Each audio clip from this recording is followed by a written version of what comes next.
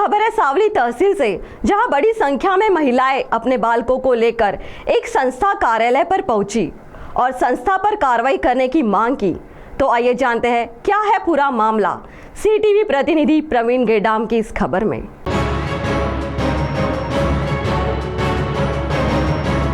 अनाथ व एकल पालकों के बच्चों के संगोपन तथा शिक्षण के लिए मदद हो, इसके लिए महाराष्ट्र शासन के महिला तथा बाल कल्याण विभाग की ओर से आर्थिक सहायता योजना चलाई जाती है। इस योजना का कार्य तहसील स्तर पर एक स्वयंसेवी संस्था को दिया गया है, मगर इस संस्था द्वारा लाभार्थियों के साथ प्रत्येक महीने में 1000 रुपया वसूल करने का आरोप लाभार्थी बच्चों के पालकों ने किया और इसी संदर्भ में बालक तथा महिलाओं ने पूर्व सभापति विजय कोरेवार, नगराध्यक्ष लताताई लाकड़े, कांग्रेस शहर अध्यक्ष विजय मुत्तेलवार के नेतृत्व में संस्था के कार्यालय पर एक मोर्चा निकाला, मगर संस्था के कार्यालय पे महिला मोर्चा लेकर आने वाली है, इसकी भनक लगते ही इस कार्यालय में ताला लगा हुआ था। इस मौके पर वहां पर मौजूद सभी ने सूचना फलक लगाकर निषेध व्यक्त किया और संस्था पर कार्रवाई करने की मांग की और इस संदर्भ में एक निवेदन संरक्षण अधिकारी भरसारकर के मार्फत जिला महिला व बाल विकास अधिकारी को दिया गया। इस मौके पर मिथुन बामनवाड़े, मोहन गाडेवा, नगर सेवक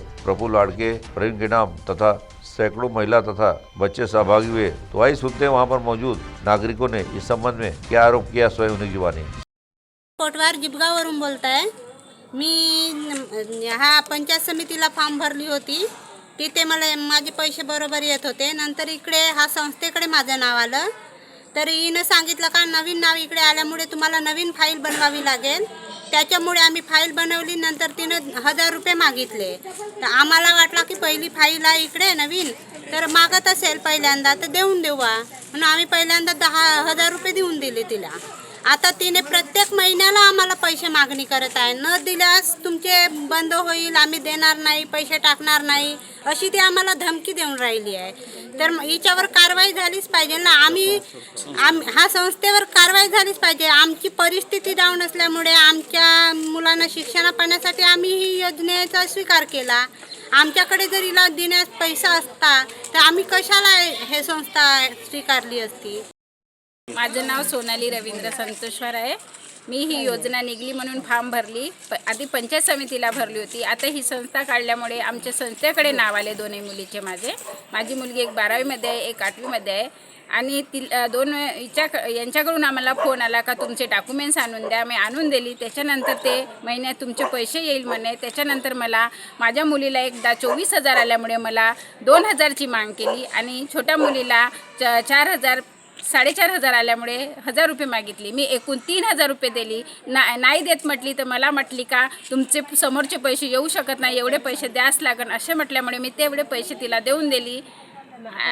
आता आम्हाला पुन्हा पैसे पुन्हा पुढच्या महिन्यात पैसे आले, पण ती पैसे पुन्हा मागितली आम्हाला 1000 रुपये। मी आणून न दिल्यामुळे पुन्हा समोरचे पैसे टाकली नाहीत। मुलं लहान आहेत आणि मी दाबगावची आहे, दाबगाव मोशीवरून। माझी मुलं लहान आहेत आणि आमच्याकडून आम्हाला 2,200 रुपये मिळत आहेत।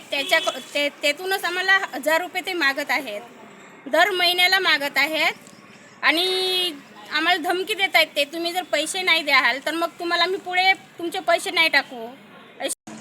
आज महिला बाल संगोपनचे जे लाभार्थी आहे, लाभार्थी मुलं आणि पालक इथे आलेले आहेत। क्रांतिज्योती सावित्रीबाई फुले महिला बाल संगोपन योजना अंतर्गत मुलांना त्यांच्या संगोपनासाठी 2250 रुपये प्रत्येक महिना शासनाकडून दिल्या जाते। परंतु ते पैसे दिल्यानंतर किरण फाउंडेशन ही संस्था आहे, या संस्थेचे कर्मचारी येऊन प्रत्यक्षात त्यांच्याकडून 1,000 रुपये प्रत्येक महिना मागतात। न दिल्यास तुमची योजना बंद करू अशी धमकी दिल्या जातात। त्यामुळे या पद्धतीची लूट गरीब आणि बालकांची होत असल्यामुळे या संस्थेवर कारवाई करावी ही मागणी या सर्व लाभार्थी महिलांची आणि आपल्या काँग्रेस कार्यकर्त्यांची आहे। सीटीवी के लिए हमारे प्रतिनिधि प्रवीण गेडाम की रिपोर्ट।